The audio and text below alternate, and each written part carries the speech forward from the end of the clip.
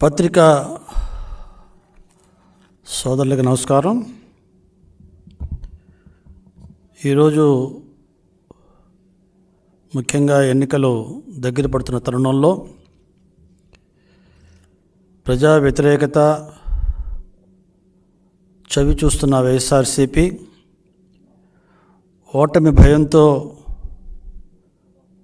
ఈరోజు ఏదో రకంగా మళ్ళీ ఎన్నికల్లో గెలవాలని అనేక రకాలుగా కుట్రలు కుతంత్రాలు పూనుతూ ఈనాడు ప్రభుత్వ ఖజానా నుండి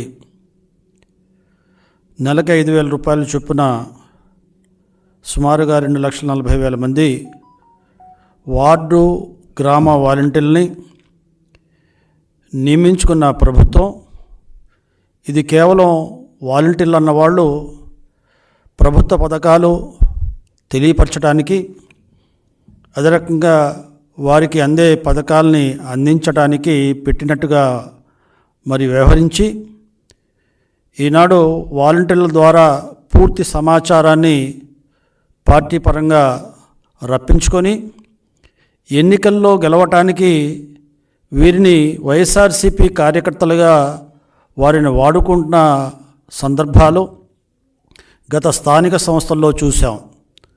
దాని మీద కూడా పెద్ద ఎత్తున నిరసన తెలియజేశాం.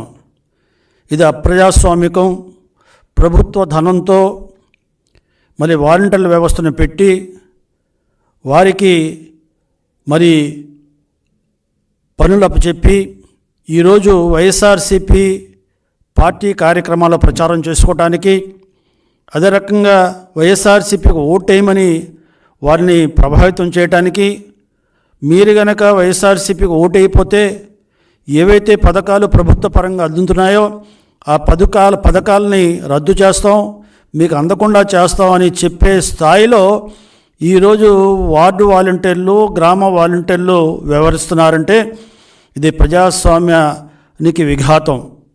ఈనాడు ప్రజలు ఎవరిని ఎన్నుకోవాలి ఎవరిని ఎన్నుకోకూడదు అనే శాసించే స్థితిలో ఈనాడు వాలంటీర్లని మరి తీసుకొచ్చారంటే ఈ ప్రభుత్వం ముఖ్యంగా జగన్మోహన్ రెడ్డి గారు ఏ రకంగా దుశ్చర్యకి ప్రజాస్వామ్యాన్ని కూలి చేయడానికి ఈనాడు పూనుకున్నారో ఈనాడు అర్థమవుతుంది.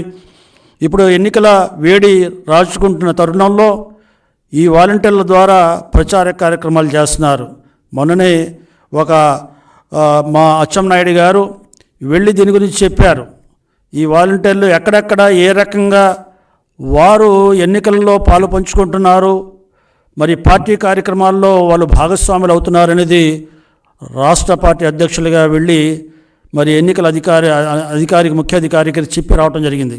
చెప్పిన తర్వాత కూడా ఈ వాలంటీర్లు యథేచ్ఛకంగా ఇష్టారాజ్యంగా ఈ ప్రభుత్వం అండ చూసుకుని జగన్మోహన్ రెడ్డి గారు ప్రాబల్యాన్ని మరి వారు ఆసరాగా చేసుకుని స్థానిక నాయకులు వాళ్ళు ధైర్యం ఉసుగొలుపుతున్నారు.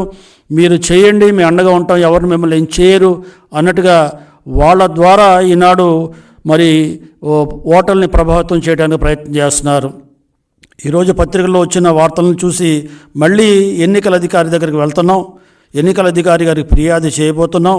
ఈనాడు కుప్పంలో వాలంటీర్లు మరి అక్కడ ఎన్నికల ప్రచార కార్యక్రమంలో అక్కడ స్థానికంగా ఉండే వైఎస్ఆర్సీపీ కార్యకర్తలు నాయకులతో తిరిగి ప్రచారం చేస్తున్నారు, వాళ్ళని మరి ప్రభావితం చేసే ప్రయత్నం చేస్తున్నారు.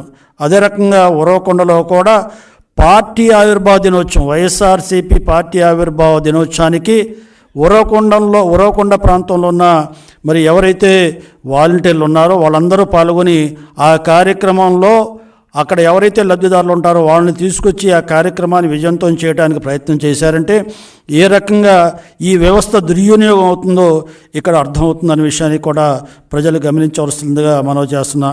అదే రకంగా రాయదుర్గంలో కూడా అదే రకంగా ఎన్నికల ప్రచార కార్యక్రమాల్లో వాడుకుంటున్నారు. ఈరోజు పాతపట్నం మరి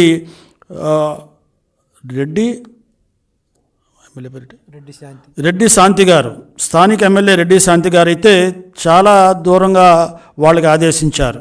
వాళ్ళకి బహుమతులు ఇవ్వటం కాకుండా ఒక్కొక్కళ్ళకి 10,000 రూపాయలు కీమతు చేసే బహుమతులు ఇవ్వటం కాకుండా రేపు ఎన్నికలలో ఓటర్లని ప్రభావితం చేయడానికి ఇచ్చే నగదు ఏదైతే ఉందో ఆ నగదు కూడా మీరు అందించే బాధ్యత తీసుకోవాలని అని ఆవిడ బాహాటంగా మరి ఈనాడు వాలంటీర్ని కోరుతుందంటే ఏ రకమైన ప్రజాస్వామ్యం వ్యవస్థ ఈనాడు వీళ్ళు మరి ఈ రకంగా ప్రజాస్వామ్య వ్యవస్థని మరి నీరుగా గారుస్తున్నారో ఈ సందర్భంగా గమనించాల్సిందిగా మనం చేస్తున్నా. అదే రకంగా మరి వంగ గీత గారు ఆవిడ కాకినాడ ప్రాంతంలో వాలంటీర్లతో మాట్లాడుతూ వాళ్ళకి కానుకలు ఇస్తూ ఈనాడు జగన్మోహన్ రెడ్డి గారు మీకు వాలంటీర్లు ఉద్యోగాలు ఇచ్చారు, ఈనాడు ఎన్నికల్లో అభ్యర్థుల గెలుపు కోసం మీరు సహకరించి జగన్మోహన్ రెడ్డి గారు రుణం తీర్చుకోండి అనే చెప్పే పరిస్థితిలో ఈనాడు ఆవిడ మాట్లాడుతున్నారంటే ఏ రకమైన పరిస్థితి ఈనాడు దాపరించిందో ఈనాడు ప్రజలు గమనించాలి. ఈనాడు ప్రతిపక్షం కానీ అధికార పక్షం కానీ ఇద్దరికి సమానమైన అవకాశాలు ఉంటాయి. ఆ సమానమైన అవకాశాలతో ఎవరి ఆలోచనల్ని, ఎవరి సిద్ధాంతాలని, ఎవరి ఎన్నికల ప్రణాళికల్ని వాళ్ళు ప్రజల ముందు పెట్టి ఓట్లు అడగాల్సిన పరిస్థితి. కానీ ఈనాడు ప్రభుత్వంలో ప్రభుత్వంలో ఉన్నారని ఈరోజు గర్వంతో ఆ ప్రభుత్వ వ్యవస్థల్ని కూడా తమ గుప్పెట్లో పెట్టుకొని మరి అప్రజాస్వామికంగా ఓటర్లని మభ్యపెట్టి మాయ చేసి భయపెట్టి ఈనాడు మరి ఈ రకమైన దారుణాలకు పాల్పడుతున్నారు.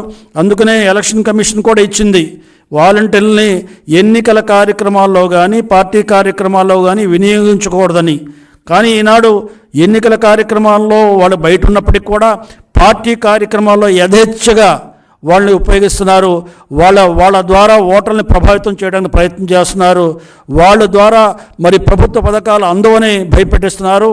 నేను కూడా ఈరోజు తెలుగుదేశం పార్టీ పరంగా మేము ప్రజలను కోరుతున్నాం. ఈనాడు 40 రోజుల్లో వైఎస్ఆర్సీపీ అధికారాన్ని కోల్పోబోతుంది. మళ్ళీ అధికారంలో వైఎస్ఆర్సీపీ పార్టీ రాదు. ఈ వాలంటీర్ వ్యవస్థ చూసి మీరు ఎవరు భయపడొద్దు. మీరు నిజాయితీగా రేపు రాష్ట్ర భవిష్యత్తును దృష్టిలో పెట్టుకుని, రేపు పిల్లల భవిష్యత్తును దృష్టిలో పెట్టుకుని ఏదైతే ఈ 5 సంవత్సరాలు కుతంత్రమైన, కక్షపూరితమైన, కుట్రపూరితమైన, అప్రజాస్వామిక అవినీతి పరిపాలన జరిగిందో ఈ అవినీతి పరిపాలనని కుకట వేళ్లతో పీకి పాడేయటానికి ఈనాడు తెలుగుదేశం పార్టీ జనసేనతో మీరందరూ కలిసి రావాలని, తెలుగుదేశం పార్టీ పరంగా జనసేన పరంగా ఉన్న అభ్యర్థులను గెలిపించడానికి సహకరించాలని, ఈ కూటమికి విజయావకాశాలు దక్కబోతున్నాయని ఈనాడు సర్వేలు చెబుతున్నాయి. రేపు రాబోయేది తెలుగుదేశం, జనసేన, బీజేపీ కూటమి. కాబట్టి ప్రజలు ఎవరు కూడా భయపడాల్సిన అవసరం లేదు. వాళ్ళు చేసేది ఏమీ లేదు. రేపు నోటిఫికేషన్ వచ్చిన తర్వాత వాళ్ళెవరూ కూడా లేకుండా మరి రేపు ఎన్నికల కమిషన్ వాళ్ళని కట్టడి చేస్తుంది. వాళ్ళ బాధ్యతల నుంచి దూరం పెట్టడం జరుగుతుంది. ప్రజల నుండి దూరం పెట్టే ప్రయత్నం చేయడం జరుగుతుంది. కాబట్టి దయవుంచి అలాంటి వాళ్ళ ప్రలోభాలకు లొంగొద్దని, ప్రజాస్వామ్యతంగా జరిగే ఎన్నికల్లో నిష్పక్షపాతంగా, నిర్భయంగా రేపు ఓటు హక్కు వినియోగించుకోవడానికి ఈ వ్యవస్థల్ని అడ్డంకు జరగకుండా ఈనాడు ప్రజాస్వామ్యం నిలబెట్టడానికి ఎన్నికల కమిషన్ ప్రయత్నం చేస్తుందని ఆశాభావాన్ని వ్యక్తం చేస్తున్నాను. నమస్కారం.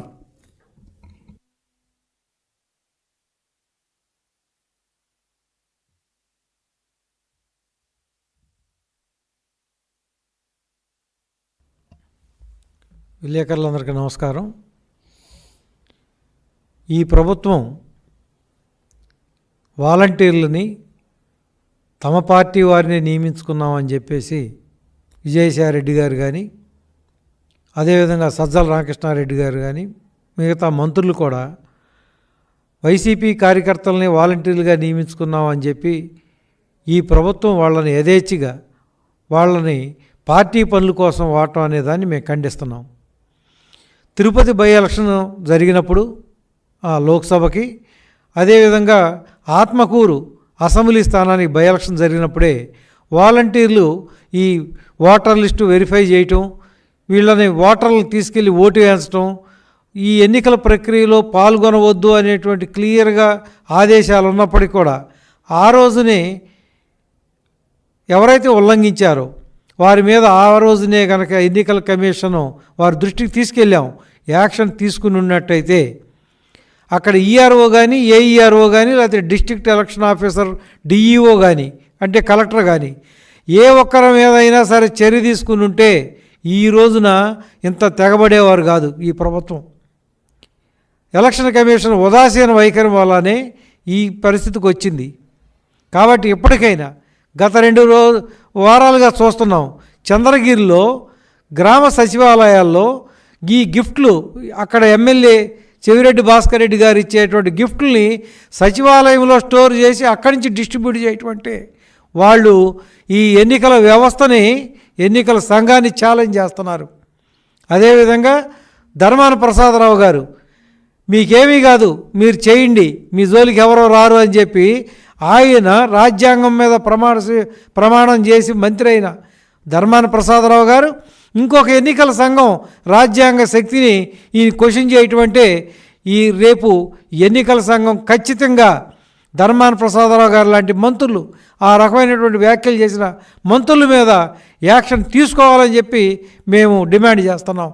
లేకపోతే ఈ రోజున 175 నియోజకవర్గాల్లో ఎమ్మెల్యేలు కానీ లేకపోతే ఆ పార్టీ వాళ్ళు కానీ 2,45,000 మందికి ఒక్కొక్కరికి 10,000 రూపాయలు గిఫ్ట్లు ఇస్తున్నారంటే ఈ ప్రజల సొమ్ముని సుమారుగా 250 కోట్ల రూపాయలు దోపిడీ చేస్తున్నారంటే ఎంత ప్రజల ఆస్తిని దోపిడీ చేసి ఈరోజు పంపిణీ చేస్తున్నారో ప్రజలందరూ అర్థం చేసుకోవాలి. ఎంత అవినీతికి పాల్పడ్డారు. ఈ అవినీతి సొమ్ముని అందరికీ పంపిణీ చేసి అందరినీ అవినీతి పరుల్లో భాగస్వాములుగా చేయటమంటే మీరు ముఖ్యంగా ఈ వాలంటీర్లు కూడా మీరందరూ కూడా ఒకటి గమనించాలి. తెలుగుదేశం పార్టీ చంద్రబాబు నాయుడు గారు ఒకటే చెప్పారు, మీరు న్యూట్రల్గా ఉండండి, మీరు ప్రభుత్వం యొక్క ప్రజల యొక్క ట్యాక్సుల ద్వారా కట్టిన నిధుల్ని మీకు రెమ్యూనరేషన్ రూపేణా చెల్లిస్తున్నారు, మీరు న్యూట్రల్గా ఉండండి. ఎవరైనా సరే పార్టీ పనికి కనుక ఉపయోగపడితే మీరు దూరంగా ఉండండి పార్టీ నిర్ణయాలకి. ఎవరైనా కనుక అలా చేస్తే ఈ ప్రభుత్వం మారిన తర్వాత, కొత్త ప్రభుత్వం వచ్చిన తర్వాత అటువంటి వారి మీద మాత్రం తప్పనిసరిగా చర్యలు ఉంటాయని హెచ్చరిస్తున్నాం.